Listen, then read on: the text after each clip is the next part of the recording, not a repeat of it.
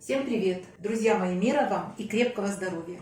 Сегодня я леплю пельмешки с помощью вот такого гаджета. Цена вопроса 150 рублей. 120 пельменей буквально за 10 минут вы приготовите. Ну, плюс время на приготовление теста, которое готовится очень быстро.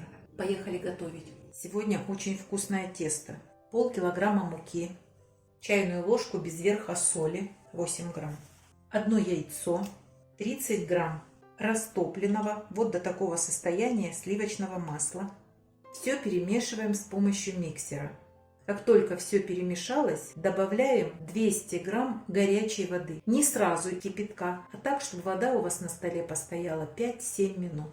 Ровно 3 минуты замешивалось тесто. Вот такое тесто получилось. Как видите, легко отходит от стеночек. Оно не берется за руками. Ну просто чудо из такого теста. И вареники вкусные, и пельмешки. Вареники с любой начинкой.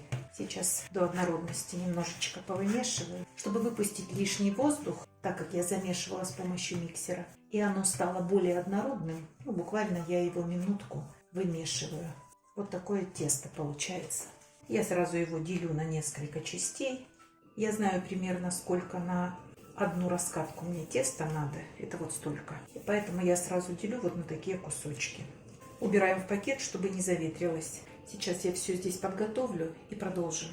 Итак, подготовили муку, скалочку любимую. Вот такая у меня пластмассовая штучка. Вот этот гаджет помогает одномоментно делать 37 пельменей. Вот посмотрите, какая она, эта штучка.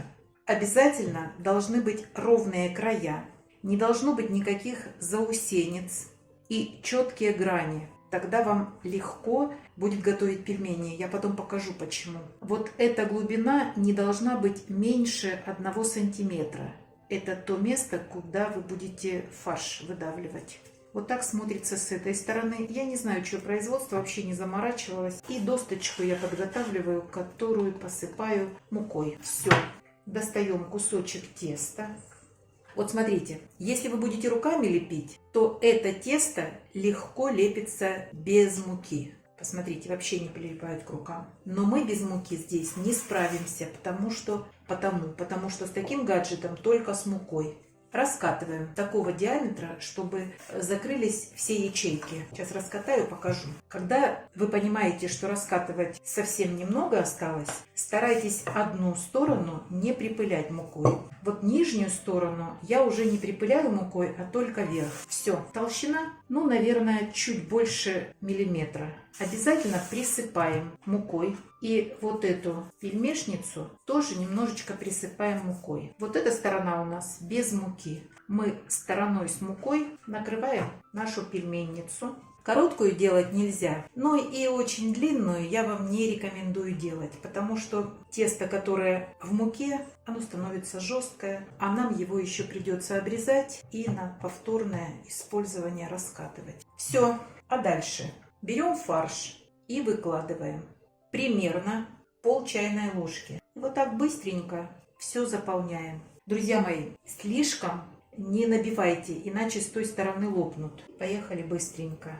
Вот смотрите, фарш должен лежать только в ячейке. Если он попадет вот здесь, где тесто, то пельмешек ваш не закроется. Потому что следующим листом мы будем закрывать, вот в этих местах они будут соединяться. Как я делаю фарш? На килограмм мяса я добавляю 200 или 250 грамм лука. Все вместе прокручиваю на мясорубку. Я много кладу фарша. Для чего я слегка придавливаю? Потому что если будет горка, и я следующим слоем теста придавлю, велика вероятность, что фарш расплывется и попадет на внешние полосочки. И тогда будет плохо склеиваться пельмешек. Ну все, берем еще один кусочек теста, подсыпаем мукой и раскатываем. Практически раскатала. Все, закрываем пельмени, присыпаем хорошо мукой. Обязательно присыпайте хорошо мукой, чтобы за скалочкой тесто не потянулось.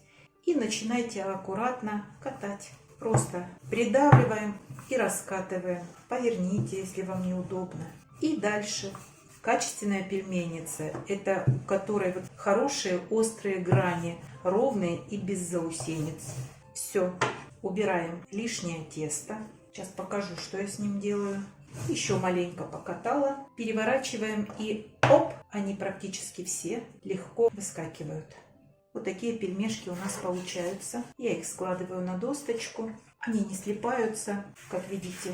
Тесто тоненькое, фарша много. И буквально 3-4 минутки, и вы налепили 37 пельмешек. Сейчас я их уберу в морозильную камеру, а затем еще раз катаю. Сюда добавлю и следующую досточку возьму. Но, как правило, из полкилограмма фарша получается 3 таких пельменниц по 37 штук. Ну, как правило. Но я потом посчитаю и точно вам скажу. Вот и все. Если кто-то не знал, что можно так быстро лепить пельмени, пожалуйста. А я сейчас продолжу. Друзья мои, я еще одну ячейку заложила. Забыла вам рассказать, что мы делаем с оставшимся тестом. Мы его, в зависимости от того, какое количество его осталось, подмешиваем в тесто свежее, что называется. Вот я половиночку от оставшегося теста от первой партии добавила вот в этот слой и раскатала. И еще кусочек в следующий слой.